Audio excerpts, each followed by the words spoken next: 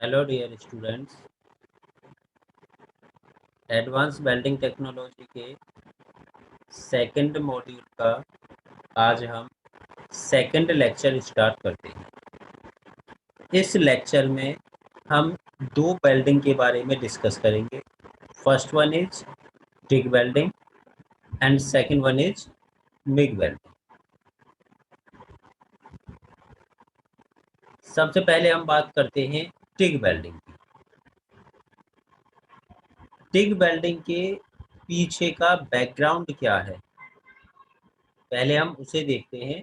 Background of TIG welding. Initially जो TIG welding start हुई थी वो 1941 में स्टार्ट हुई थी बाय रसेल मार्डेट। उस टाइम पर टिग वेल्डिंग के थ्रू मैग्नीशियम और इसके oxides as a parent metal, as a workpiece वहां पर यूज किए गए थे। टिग वेल्डिंग को आजकल जो नाम दिया जाता है वो दिया जाता है GTAW, gas tungsten arc welding. आजकल जो टिग वेल्डिंग यूज हो रही है वो aluminium, stainless steel, titanium, nickel, copper, इन मटेरियल में वेल्डिंग के लिए हम इसे यूज कर रहे हैं। Highly attractive replacement for gas welding as inert gas is used for shielding instead of slag. यहाँ पर शील्डिंग के लिए हम एक इनर्ट गैस यूज करते हैं, और पहले जो हमने वेल्डिंग पढ़ी थी वहाँ पर स्लैग यूज हो रहा था। स्लैग को हम यहाँ पर रिप्लेस कर देते हैं।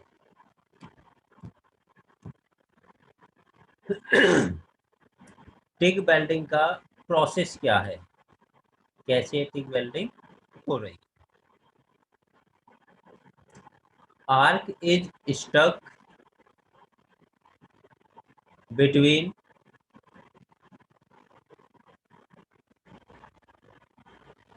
The non consumable tungsten electrode.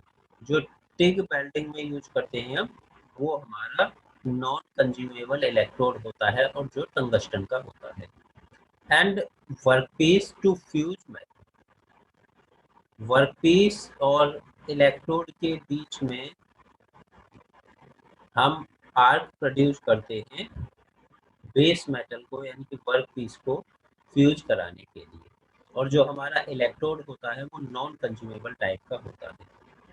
Arc is covered by a layer of shielding gas. यहाँ पर shielding gas as a production यहाँ पर यूज करते हैं, which acts as the flux and keep the nitrogen and oxygen in the air from coming in contact with molten puddle।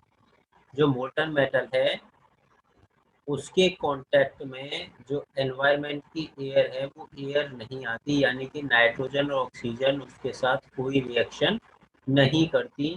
As a shielding layer वहां पर वो बना देती है।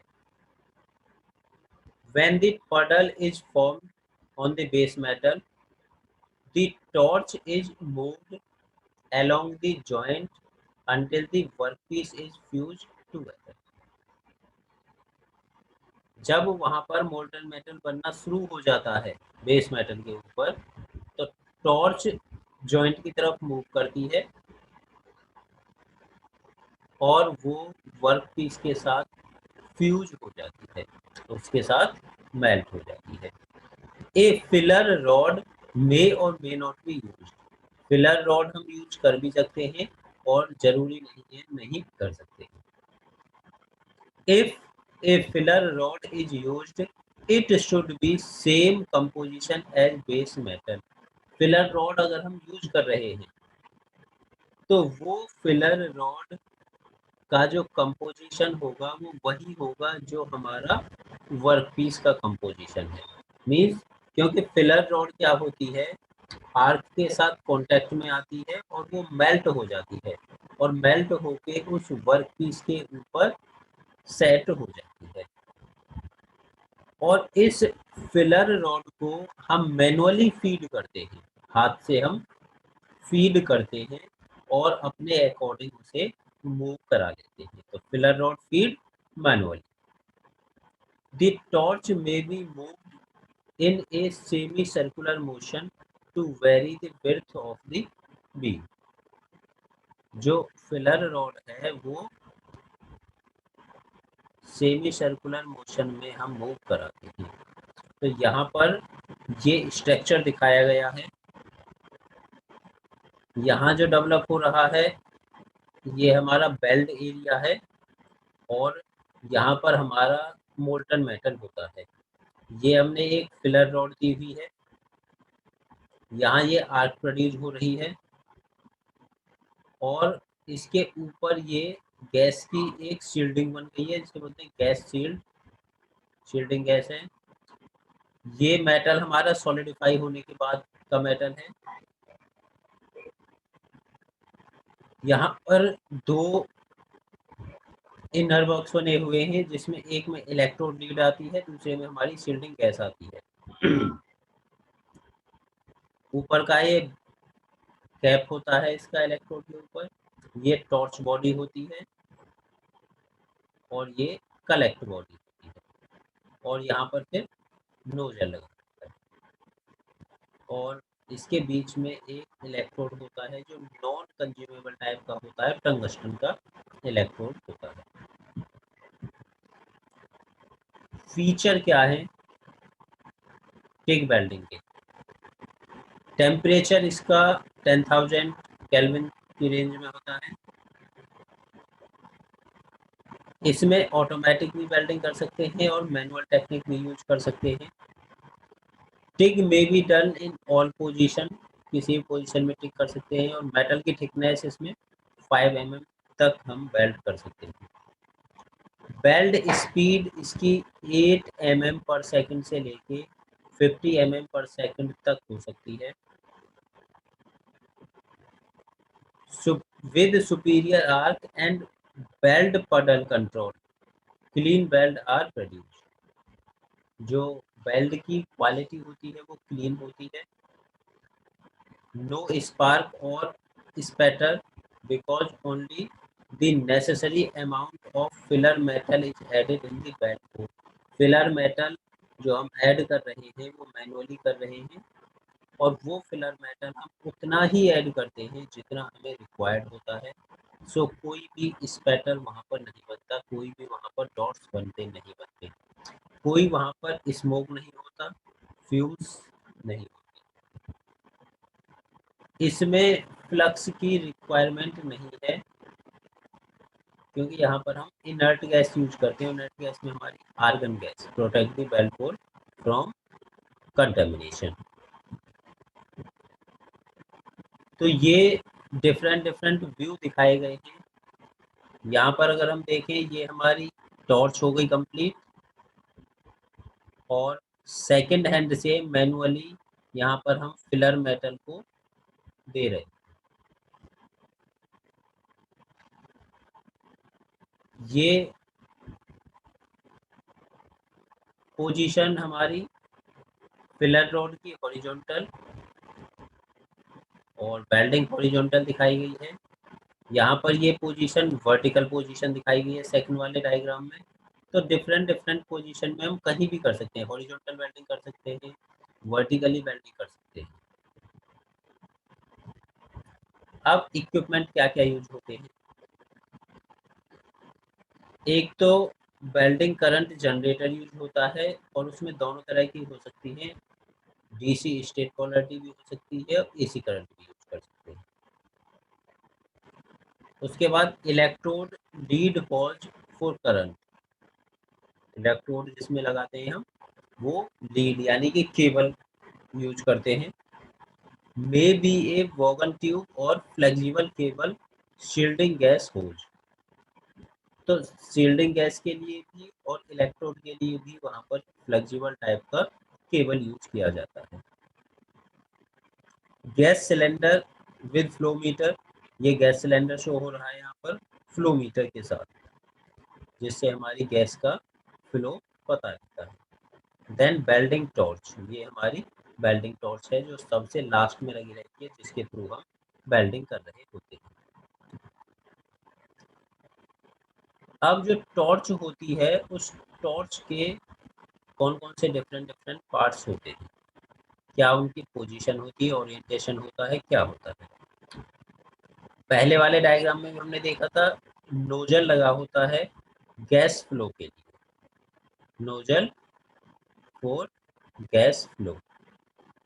तो यहाँ पर ये टॉर्च के पार्ट में दिखाया गया ये नोजल है, ये डिफरेंट डिफरेंट शेप के हमारे नोजल हो सकते हैं, जैसी हमें रिक्वायरमेंट होगी उसी शेप के अकॉर्डिंग हमारा नोजल होगा। कॉलेट टू होल्ड टंग, इलेक्ट्रोड को होल्ड करने के लिए कॉलेट होता है, जिसे हम होल्डर बोलते हैं। ये जो बना हुआ है हमारा, ये टॉर्च होल्डर है यहाँ पर। Then gas cap made of ceramic,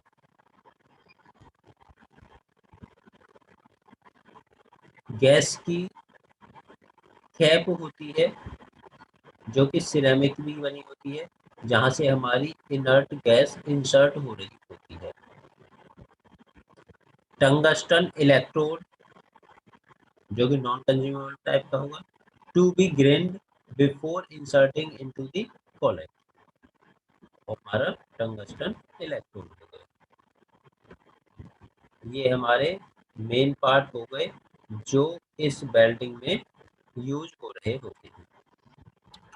torch, nozzle,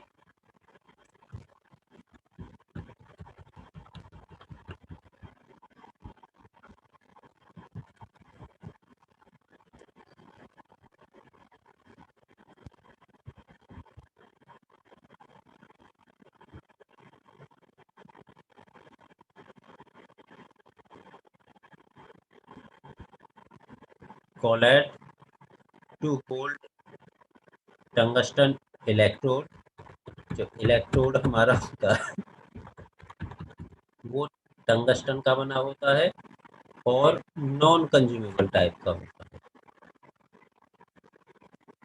उसके बाद गैस कैप, जो सिरेमिक की बनी होती है, gas cap made of ceramic. उसके बाद टंगस्टन इलेक्ट्रोड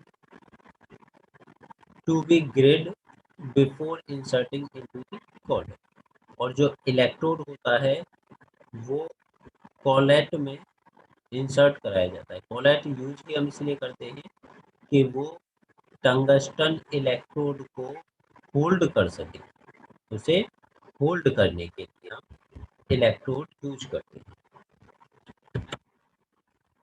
यहाँ पर डिफरेंट डिफरेंट टाइप के नोजल दिखाए गए हैं।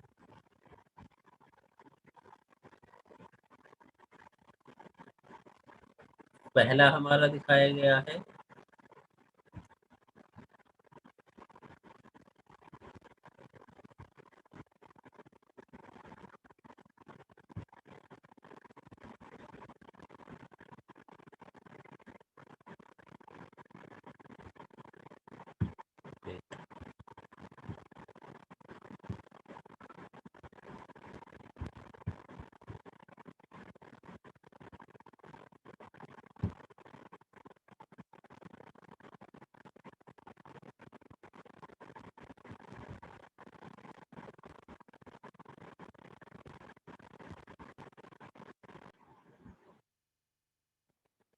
यहाँ पर ये एक्चुअल मशीन शो हो रही है।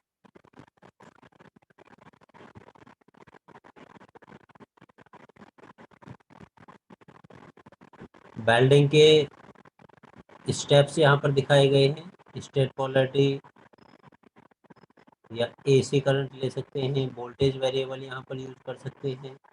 वेल्डिंग टॉर्च होती है, टॉर्च में हम इलेक्ट्रोड इंसर्ट कराते हैं। नोजल लगा होता है, गैस शील्डिंग गैस हम यूज़ करते हैं प्रोटेक्शन के लिए, हम ग्लव्स यूज़ करते हैं, फेस शील्ड यहाँ पर यूज़ करते हैं।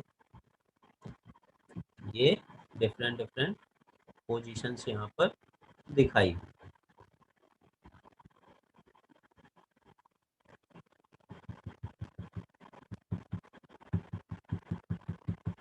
उसके बाद नेक्स्ट हम बात करें welding parameter for different different materials. इसमें डिपेंड होता है कि हमारा मेटल की थिकनेस क्या है, किस टाइप का उसमें हम जॉइंट बना रहे हैं, किस टाइप का हमारा इलेक्ट्रोड यूज हो रहा है।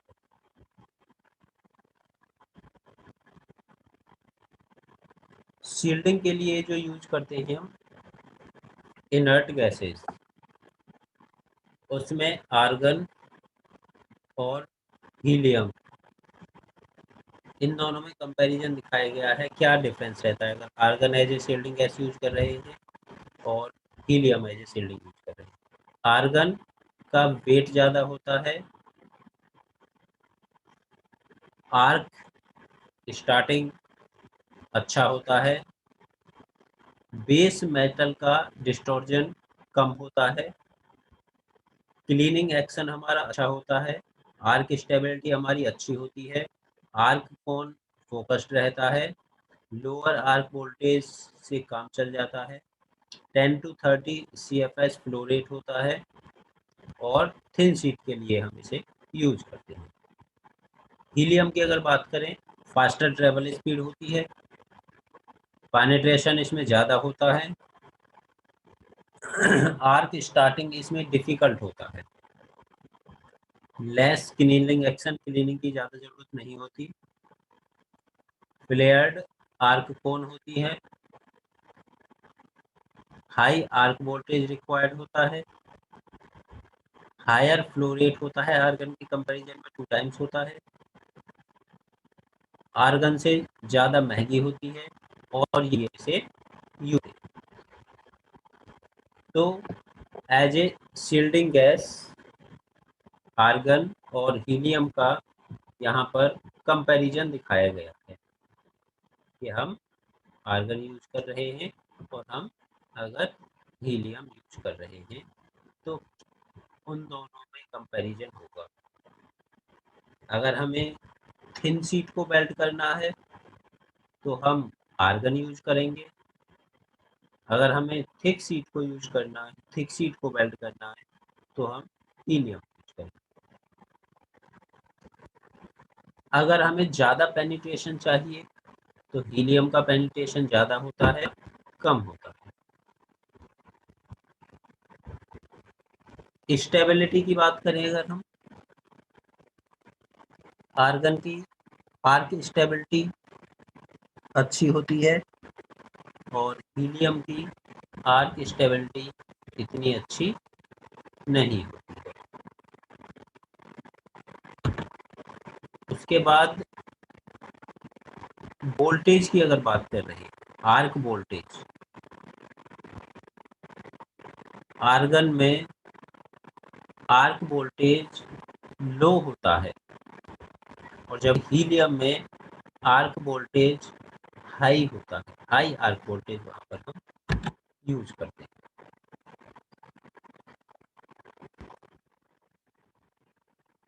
हैं। आर्गन का फ्लो रेट कम होता है और हीलियम का फ्लो रेट ज़्यादा होता है एज कंपेयर टू आर्गन। अगर कॉस्ट के रेस्पेक्ट में अगर हम देखते हैं तो